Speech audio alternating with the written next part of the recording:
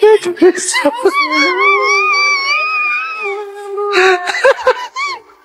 Itu bisa saja.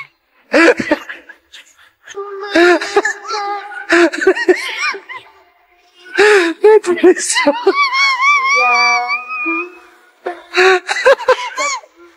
Itu bisa.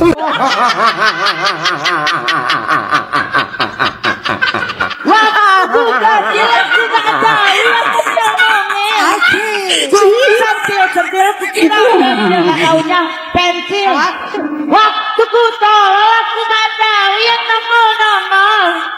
Ku senggol ku kira botol nggak taunya besok.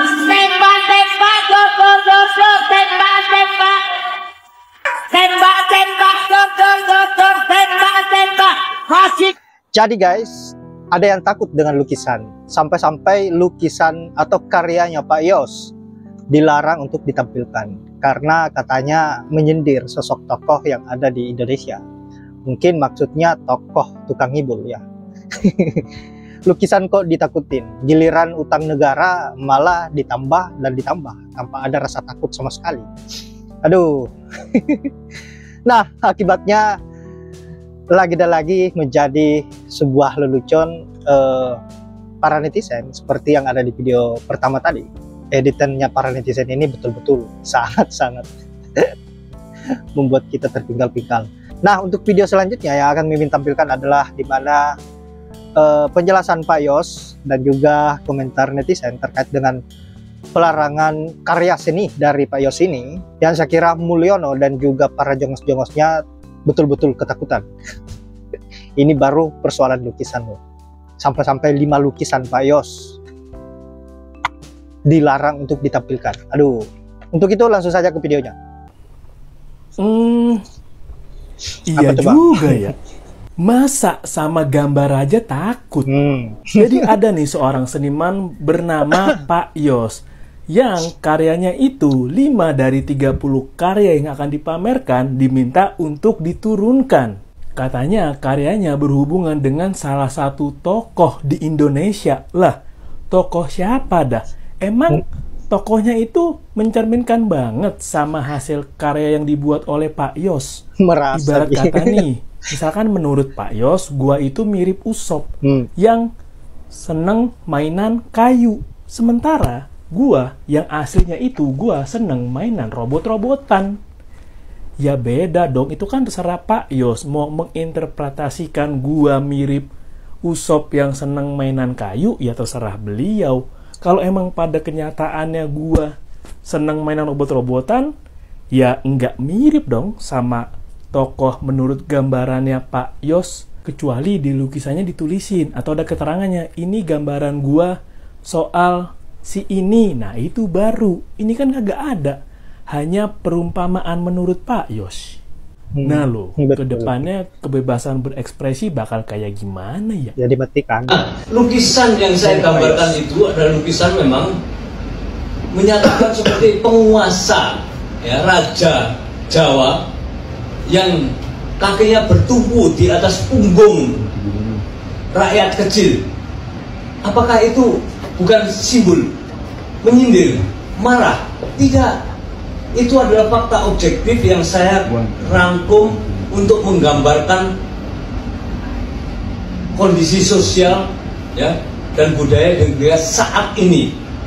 Lukisan yang akan dipamerkan oleh pelukis Yos Suprapto di Galeri Nasional itu berbuntut panjang. Selain dia memutuskan tidak akan melanjutkan pameran yang rencananya itu akan berlangsung selama sebulan, pelukis Yos Suprapto ini juga mempertimbangkan untuk menempuh jalur hukum. Jalur hukum ini akan dia tempuh apabila masyarakat itu tetap tidak bisa mendapatkan akses untuk menyaksikan lukisan-lukisan yang sekarang masih terpajang di Galeri Nasional. Seandainya masyarakat luas tidak bisa mengakses ke pameran saya dan tetap terkunci seperti ini, bahkan saya seorang senimannya saja tidak bisa masuk, lebih baik saya akan menggunakan pendekatan hukum untuk mendapatkan kunci membuka pintu itu. Ini yang dia sampaikan dalam jumpa pers di gedung YLBHI Jakarta hari ini ya, hari Sabtu tanggal 21 Desember. Rupanya sekarang ini Yos Suprapto didampingi oleh para pengacara dari YLBHI. Saya baru tahu kalau ternyata sekarang bukan hanya 5 lukisan yang tidak bisa disaksikan karena ditutup dengan kain hitam dan minta diturunkan, tetapi ternyata rupanya lukisan-lukisan ini malah terkunci ya sekarang di gedung pameran di Galeri Nasional. Semula kan pameran ini akan dibuka pada hari Kamis kemarin, dan yang akan buka itu ini apa ya? Ini seniman juga sebenarnya, tapi seniman, wartawan, dan sekarang juga aktivis seperti Ros Jarot gitu, yang memang sekarang belakangan ini juga suaranya makin kritis saja terhadap rezim yang berkuasa saat ini. Sebenarnya bukan saat ini saja, dimulai justru zamannya Pak Jokowi ya kalau Mas Eros Jarot ini.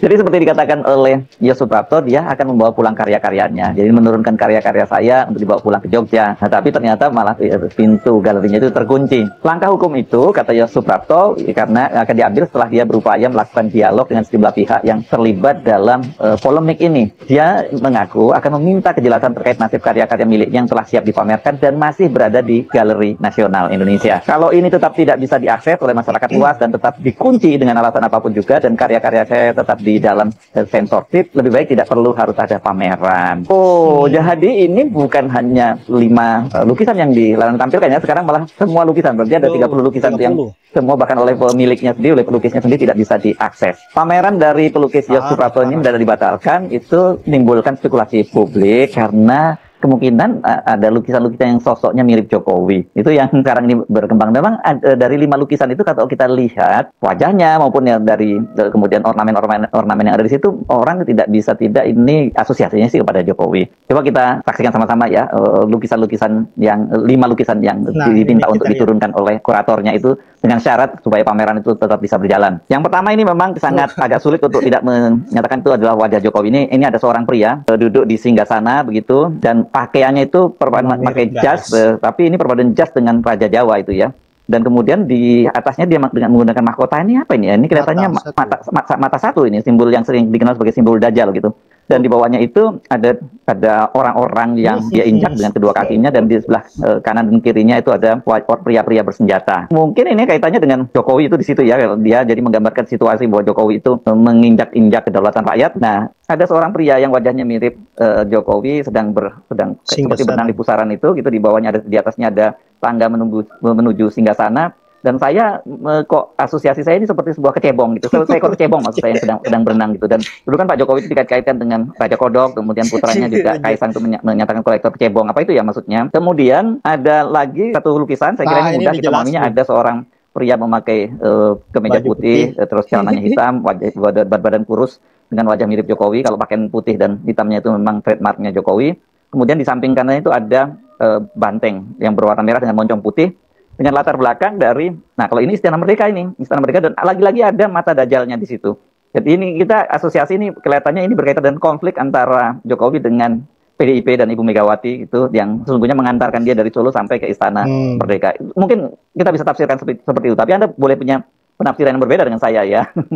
Dan yang kelima ini ada seorang pria gitu, tapi ini kok digambarkan wajahnya seperti Jokowi pakai topi, ini soalnya simbol petani atau rakyat kecil gitu yang sedang menyuapi seorang pria yang menggunakan kemeja biru, dasi merah, dan celana blue navy ini disuapi oleh si pria petani itu. Apakah ini interpretatif juga ini? Apakah yang dimaksud Pak Prabowo? Kan Pak Prabowo terakhir ini selalu menggunakan kemeja warna biru, tapi celananya kan bukan itu ya, biasanya celananya krem ya, celana warna kaki.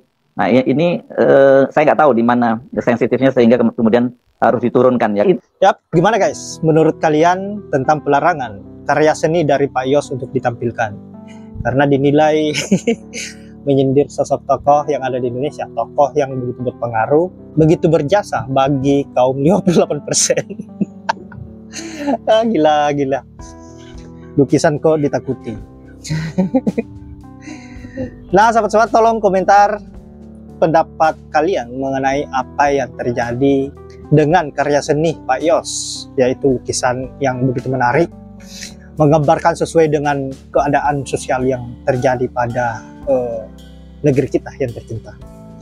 Saya kira Mimin tidak lama untuk mengoceh mengenai persoalan apa yang menjadi lukisan ini, karena jangan sampai kaum 58%, kaum Projongos semakin tersinggung dan semakin ngamuk, dan itu sangat berbahaya. Saya akhiri dengan ucapan wallahul muwaffiq ila aqwamit thoriq. Assalamualaikum warahmatullahi wabarakatuh.